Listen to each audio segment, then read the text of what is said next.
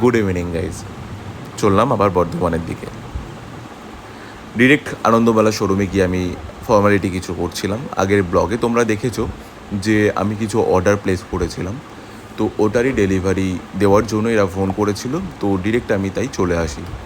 কিছু paper works complete করে ওখানের পেমেন্ট ডান করে আমি ওখান থেকে প্রোডাক্ট নিয়ে বেরিয়ে যাই। বেরোতে বেরোতে অনেকটাই লেট হয়ে গিয়েছিল। এই ভ্যাকুম ফ্ল্যাগ সেটটা ওরা আমাকে গিফট করেছিল। এইটা হচ্ছে আমার প্রোডাক্ট যেটা আমি পারচেস করি। দুটো প্রোডাক্ট ছিল অ্যাকচুয়ালি, একটা বর্ধমানের বাড়ির জন্য, একটা কলকাতার জন্য। আর ফেরার সময় এই দোকানটা থেকে আমি একটা বিরিয়ানি তুলে নিই। বেবো ফোন করেছিল, বললো মামা একটু বিরিয়ানি খেতে ইচ্ছে করছে, তাই ওর জন্য এখান থেকে 1 প্লেট বিরিয়ানি নিয়ে নিই। বিরিয়ানিটা সত্যি খুব ভালো ছিল খেতে। আর এই ঢুকছিলাম, এদের গাড়ি করেই আমি ফিরছিলাম অ্যাকচুয়ালি। আর বাড়িতে এসে দেখছি বেল বাজাচ্ছি, লাইট টাইট সব অফ করে ভেতরে ঘুমোচ্ছিল না, ওরা গল্প করছিল বা টিভি দেখছিল, কেউ শুনতেই পাচ্ছিল না। বাবা গেট খুললেন, দিদিকে এগুলো দিলাম, আর উনি আমাদেরকে এগুলো ডেলিভারি করে দিলেন।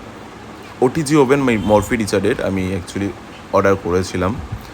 আর ভেতরে এসে দেখছি এরা দুষ্টুমি করছে। যাই হোক, ওদের সাথে একটু টাইম স্পেন্ড করলাম, এটার জন্যই বেসিক্যালি আসা, আর কিছুই না। আর তারপর ডিনার দিয়ে দেয় মা। ডিনারে দেখছি মা অনেক কিছুই বানিয়েছিল, ইলিশ মাছ, কচু শাক, তারপরে হচ্ছে তোমার কাঁকড়া, আরও কিছু ছিল ভাজা সামথিং।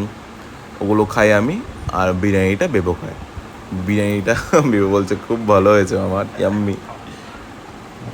তো ডিনারটা আমরা করে নিই, আর তারপর একটু গল্প করি, ব্যাস এভাবেই আমাদের দিনটা শেষ হয়ে যায়।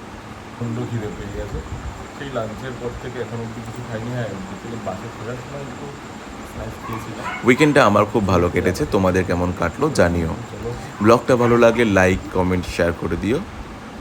Thank you for watching guys.